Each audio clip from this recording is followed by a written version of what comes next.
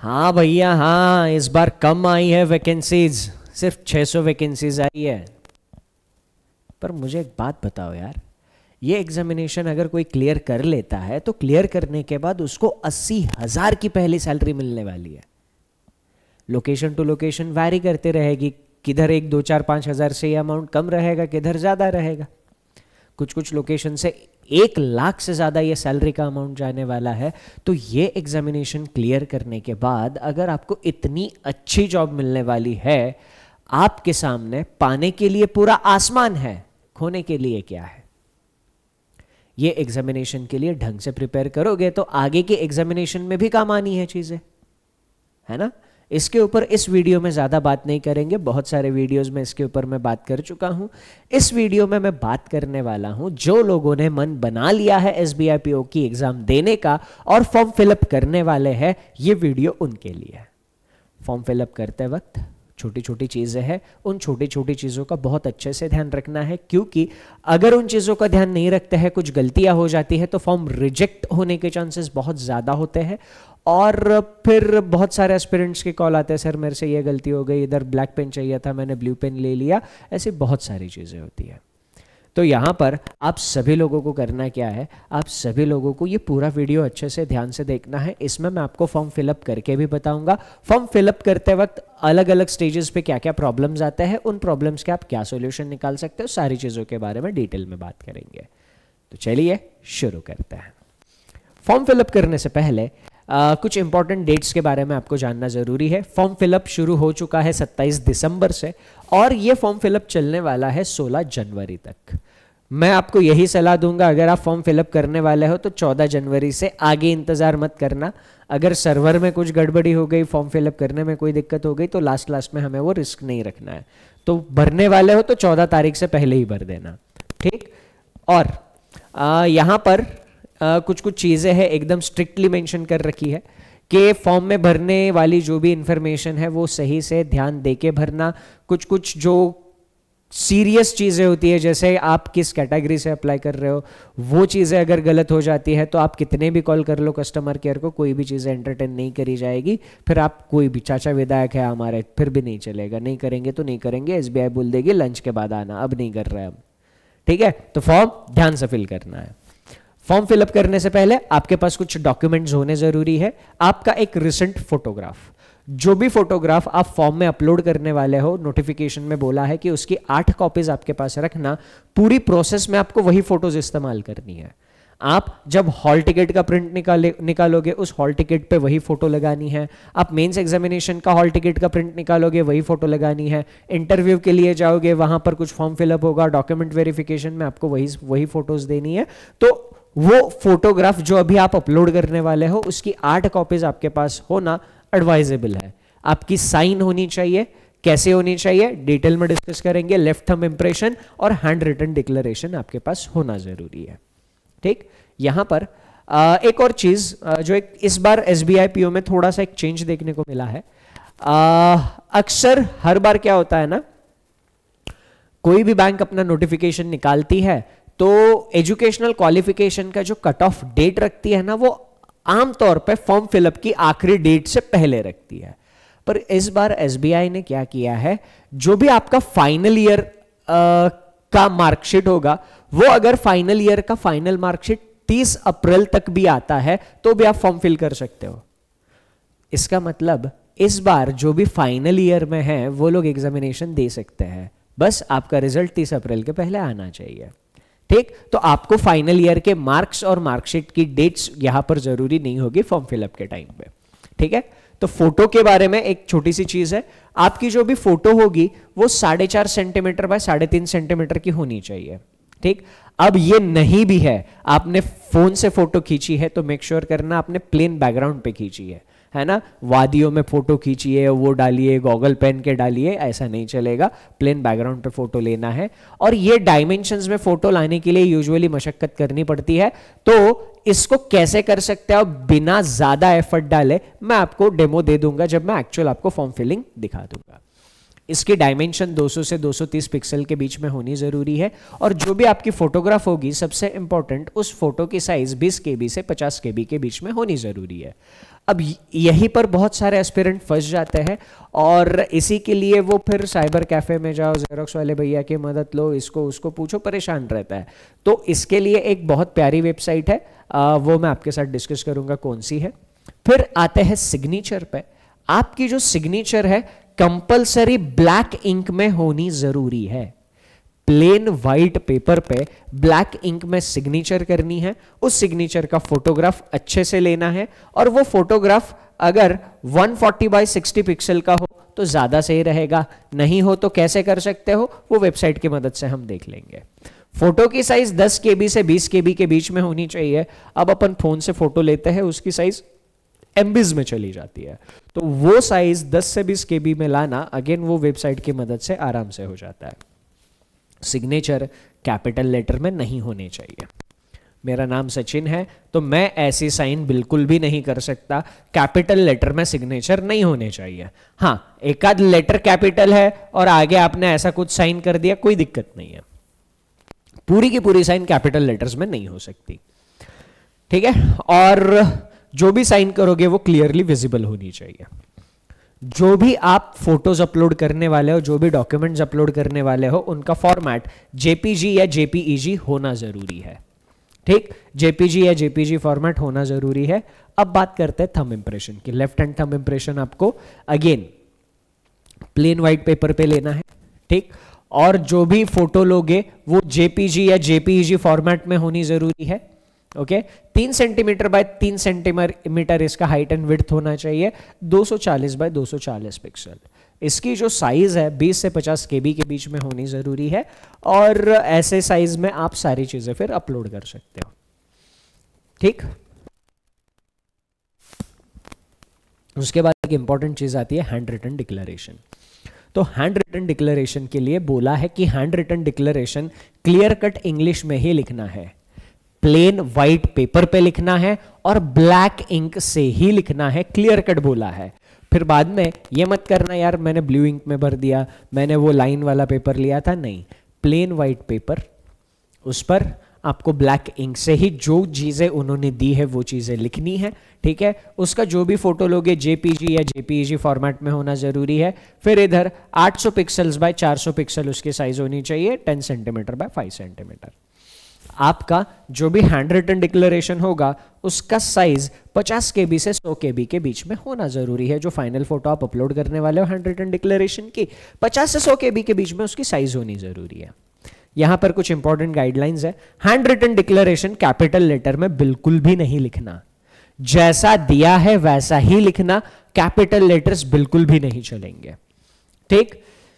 और अगर यहां पर कोई कैंडिडेट लिखा हुआ है if it is written by anybody else uploaded in other language the application form will be considered as invalid, किसी से लिखवाना नहीं है, चुपचाप आप ही लिखना और अपलोड कर देना, इंग्लिश में ही होना कंपलसरी है।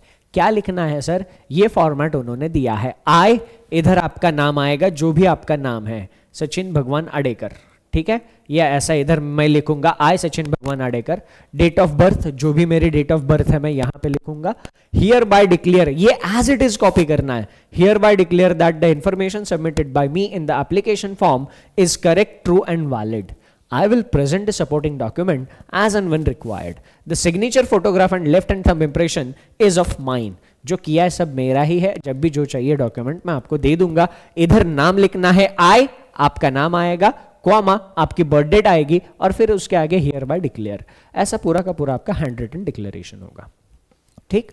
तो ये सारी चीजें आपको फॉर्म फिलअप करने से पहले इकट्ठा करनी है। जब ये सारी चीजें इकट्ठा हो जाएगी तो हम फॉर्म फिलिंग का एक्चुअल प्रोसेस स्टार्ट कर देंगे।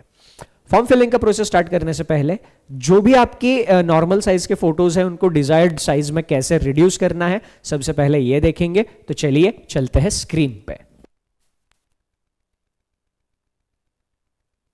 तो अभी हम आ गए हैं स्क्रीन पे, तो यहां से हमारा रजिस्ट्रेशन प्रोसेस शुरू होने वाला है। तो सबसे पहले हम लोग देख लेते हैं कि इमेजेस को रिसाइज कैसे करना है। उसके लिए आप लोगों को एक वेबसाइट यूज करनी है, countingcharacters.com। अगर आप countingcharacters.com पे आओगे तो यहाँ पर आपको ये पूछेगा कि आपको कौन सी इमेज रिसाइज करनी है। तो यहाँ पर जैसे ही मैं सिलेक्ट करूँगा वो क्या करना होगा, आपको वो इमेज सिलेक्ट करनी होगी जो आपकी साइज़ चेंज करनी है। तो यहाँ पर मैंने मेरा फ़ोटो अपलोड कर दिया है। तो फोटो के लिए डायमेंशंस क्या बताए थे हमें, 200 पिक्सल्स बाय 230 पिक्सल्स। तो मुझे कुछ नहीं करना है, मुझे यहाँ पर बस वो डायमेंशंस डाल देने हैं 200 पिक्सल्स बाय 230 पिक्सल्स। जैसे ही मैं डायमेंशंस डाल दूंगा, मैं रिसाइज इमेज पे क्लिक कर दूंगा, तो यहाँ पर ये वेबसाइट मुझे इमेज रिसाइज करके दे देगी। ठीक, तो ये डाउनलोड रिसाइज्ड इमेज पे क्लिक करोगे तो इमेज डाउनलोड हो जाएगी। बट बहुत बार क्या होता है, ये जो इमेज डाउनलोड हो जाती है ये स्पेसिफाइड साइज में नहीं आ पाती। जैसे फोटो की साइज़ हमें चाहिए थी 20 KB से 50 KB के बीच में, पर अभी अभी जो मैंने इमेज रिसाइज करी है उसकी साइज़ है 8.5 KB, मतलब कम है। तो ये 8.5 KB की इमेज मैं अपलोड करने जाऊंगा तो सिस्टम इमेज एक्सेप्ट नहीं करेगा। तो क्या करना पड़ेगा, मुझे वही इमेज दोबारा अपलोड करनी पड़ेगी। दोबारा वही इमेज अपलोड करने के बाद ये डायमेंशंस मैंने जो 200 बाय 230 डाले थे इसको मैं डबल करके डालूंगा। 200 का कर दूंगा 400 और 230 का कर दूंगा 460। इससे क्या होगा, वो उसी रेशो में चेंज होगा, कोई दिक्कत नहीं आएगी। उसी रेशो में जब ये चेंज हो जाएगा, मैं फिर से डाउनलोड रिसाइज्ड इमेज पे क्लिक करूंगा। अब मेरी इमेज का साइज आ गया है 23.8 KB। तो ऐसी सेम प्रोसीजर आपको सिग्नेचर के लिए भी करनी है, थंब इंप्रेशन के लिए भी करनी है और हैंड रिटन डिक्लेरेशन के लिए भी करनी है। जब तक साइज स्पेसिफाइड डायमेंशंस में नहीं आ जाती, मतलब जैसे फ़ोटो 20 से 50 KB के बीच में, तब तक आपको वो साइजेस वैसे चेंज करनी पड़ेगी। सिग्नेचर 10 से 20 KB के बीच में, तो यहाँ पर एक सिग्नेचर का भी मैं आपको दिखा देता हूँ। अगर मैं सिग्नेचर अपलोड कर देता हूँ तो ये मेरी सिग्नेचर अपलोड हो गई। ठीक, सिग्नेचर अपलोड होने के बाद सिग्नेचर के डायमेंशन जो हमें बोले थे वो बोले थे 140 बाय 60 पिक्सल। तो मैंने यहाँ पर 140 बाय 60 पिक्सल्स डाल दिया, रिसाइज इमेज पे क्लिक कर दिया। जैसे ही इसने इमेज रिसाइज कर दी, इधर मैंने डाउनलोड कर लिया। डाउनलोड करने के बाद पता चला यार ये तो महज 1.9 मतलब 1000 बाइट्स की बनी है, मुझे चाहिए थी 10 KB की। तो मैं ये साइज़ इसी प्रोपोर्शन में इंक्रीज़ करूँगा तो मुझे मेरी स्पेसिफाइड साइज़ में मिल जाएगी। जैसा 140 का मैं डबल कर दूंगा 280 बाय यहाँ पर मैं क्या कर दूंगा 120, तो वो रिजोल्यूशन चेंज नहीं होगा। इस तरीके से आप यहाँ पर सारी की सारी चीज़ें रिसाइज कर सकते हो। तो जब आप लोग अपनी सिग्नेचर, अपना फ़ोटो, लेफ्ट थंब इम्प्रेशन और हैंड रिटन डिक्लेरेशन स्कैन और रिसाइज कर चुके होंगे तो actual form filling process start करना। तो फॉर्म फिलिंग के लिए आपको इस लिंक पर आना है। ये लिंक आपको नीचे कमेंट सेक्शन में मिल जाएगा। यहाँ पर मैं क्लिक फॉर न्यू रजिस्ट्रेशन के लिए करूँगा और यहाँ पर जो भी बेसिक डिटेल पूछी है ये बेसिक डिटेल फटाफट फिल कर लूँगा। आप भी कर लीजिएगा, फिर आगे बढ़ते हैं। जब सारी इन्फॉर्मेशन आपकी फिल हो चुकी होगी, आपको यहाँ पर सेव एंड नेक्स्ट पे क्लिक करना है।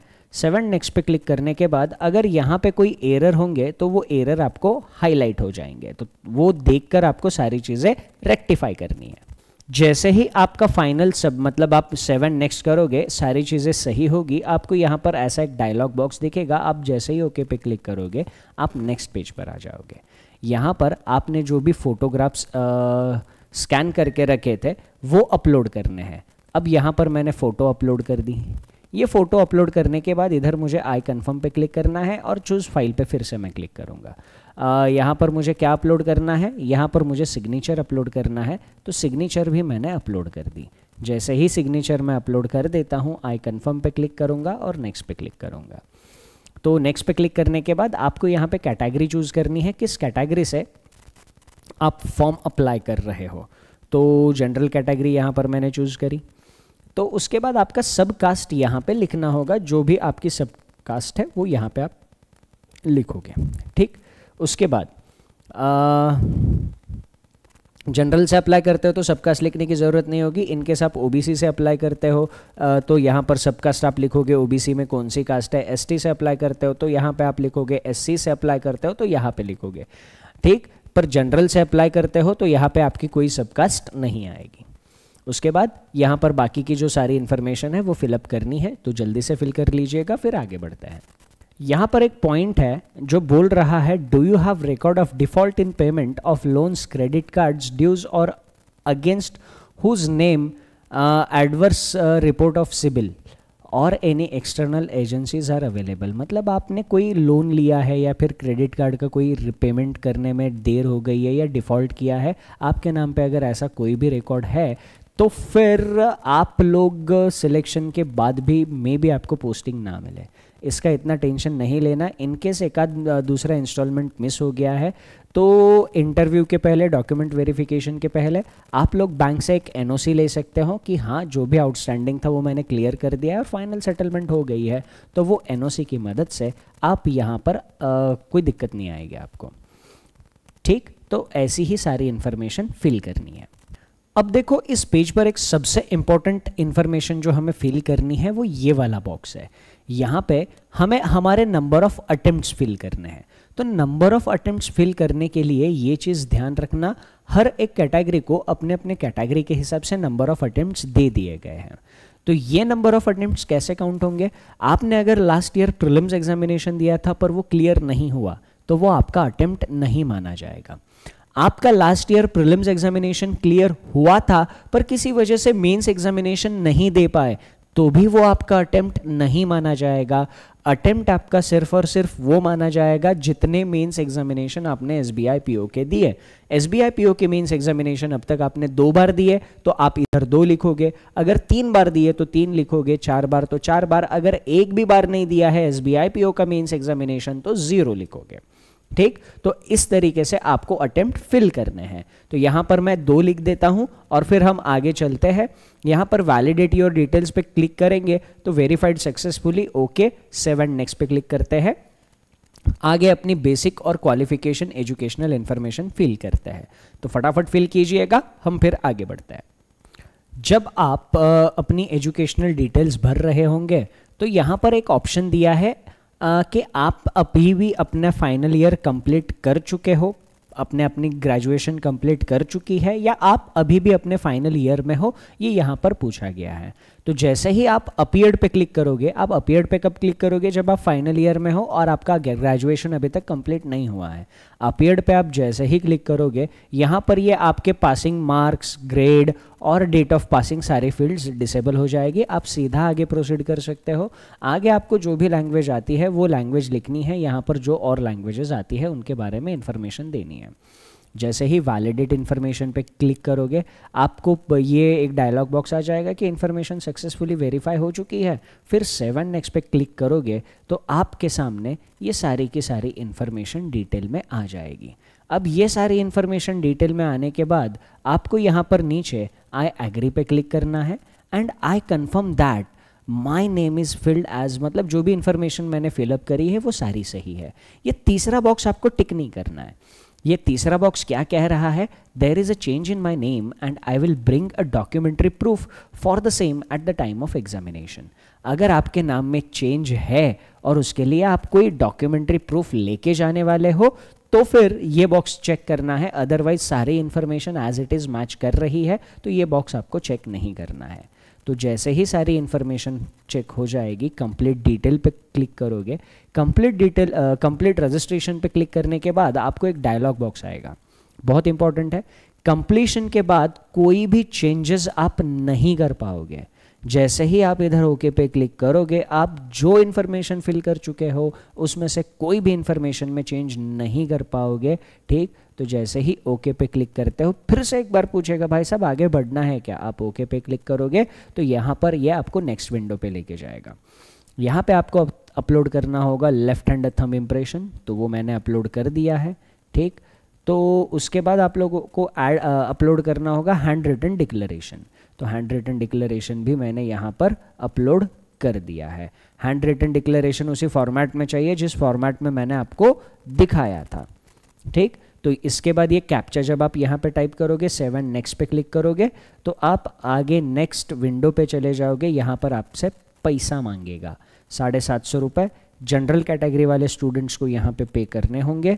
ठीक, तो ये जैसे ही आप सबमिट पे क्लिक करोगे आप फाइनली पेमेंट विंडो पे रीडायरेक्ट कर दिए जाओगे। तो पेमेंट विंडो पे रीडायरेक्ट करने के बाद यहाँ पर आपको क्या करना होगा, आपका जो भी पेमेंट मेथड है वो पेमेंट मेथड सिलेक्ट करके आप पेमेंट कर सकते हो। तो ये पेमेंट कंप्लीट होने के बाद आपको एक मैसेज आएगा, उस मैसेज में आपका रजिस्ट्रेशन नंबर और बाकी सारी चीज़ें मेंशन रहेगी, वो मैसेज आपको संभाल के रखना है। ठीक, तो इसके बाद आपका एप्लीकेशन प्रोसेस हो जाता है कंप्लीट। अब ज़रा हम कुछ और चीज़ों के बारे में बात करेंगे कि यार चलो अब तो एप्लीकेशन कर दिया है, अब इस एग्जामिनेशन की तैयारी हम लोग करेंगे कैसे आखिर। तो यार देखो मतलब वैकेंसीज लिमिटेड है पर अपॉर्चुनिटी बहुत अच्छी है, इसीलिए इस एग्जामिनेशन में कंपटीशन भी अच्छी खासी देखने को मिलती है। मतलब लास्ट ईयर की अगर मैं बात करूं तो 2000 वैकेंसीज आई थी और उन 2000 वैकेंसीज के लिए 10 लाख लोगों ने अप्लाई किया था। तो ऐसे कंपटीशन भरे माहौल में अगर हम अपनी जगह बनाना चाहते हैं तो हमें एक सिस्टमैटिक गाइडेंस की ज़रूरत पड़ेगी। और अगर मैं बात करूं तो हम लोगों ने बैंकिंग वाला प्लेटफॉर्म पर अचीवर्स 4.0 ये धमाकेदार बैच लॉन्च किया है। ये बैच ऑलरेडी स्टार्ट हो चुकी है और इस बैच में आप एनरोल करते हो, बैच के सारे लेक्चर्स अटेंड करते हो तो प्री और मेंस आपकी दोनों की तैयारी हो जाएगी।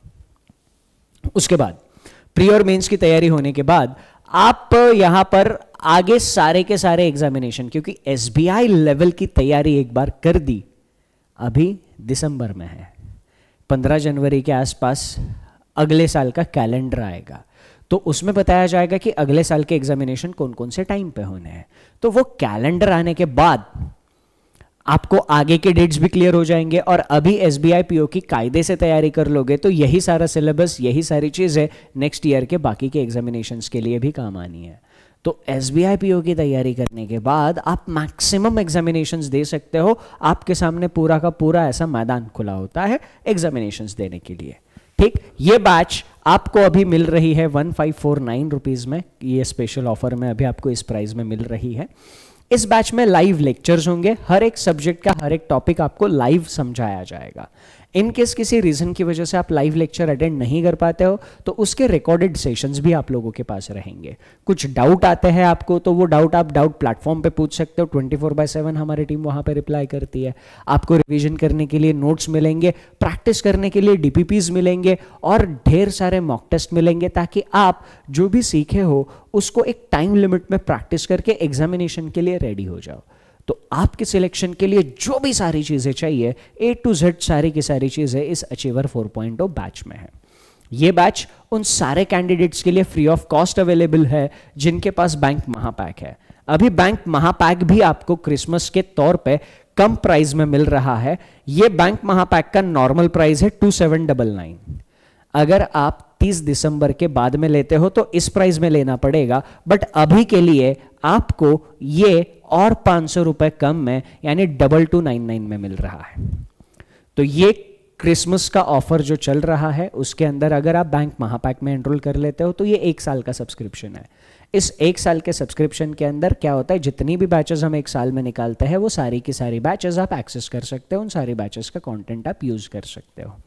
ठीक, तो ये मैंने आपको आपके प्रिपरेशन के लिए दी बेस्ट रिसोर्स बता दिया है। इस दी बेस्ट रिसोर्सेस को फॉलो करना और यार फोड़ देना।